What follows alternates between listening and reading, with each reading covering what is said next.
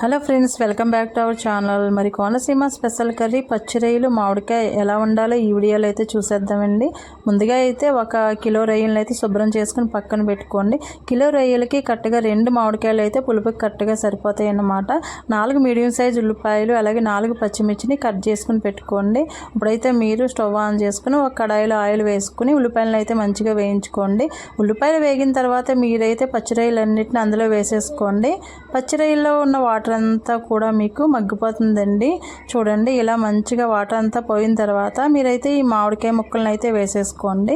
మామిడికాయ ముక్కలు వేసిన తర్వాత కాసేపు అయితే అలా మగ్గనివ్వండి. మగ్గిన తర్వాత మీరైతే 2 స్పూన్ల వరకు కారం అలాగే మీ రుచికి తగ్గట్టుగా ఉప్పు పసుపు వేసుకుని ఇంకాస్త మగ్గనివ్వండి.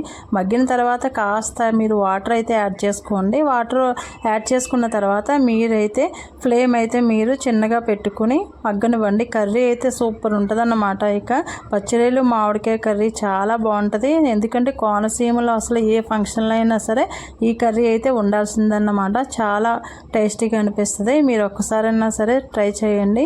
చూడండి, కర్రీ అయితే గ్రేవీగా ఉండి బాగా మగ్గుతుంది అన్నమాట. మనకి చాలా టేస్టీగా ఉంటుంది. పెద్ద ప్రాసెస్ కూడా ఏం అవసరం లేదు.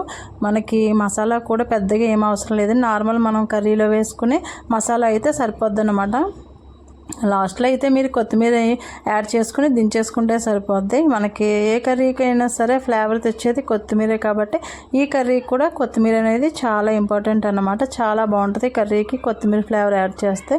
సో మన వీడియోస్ నచ్చితే లైక్ చేయండి. అలాగే మన వీడియోస్లో అయితే మంచి టిప్స్ అండ్ వ్లాగ్స్ ఉంటాయి. సో ఒక్కసారి విజిట్ అయిపోయి ఛానల్ని సబ్స్క్రైబ్ చేసుకోవడం మర్చిపోకండి. Thank you for watching. Bye.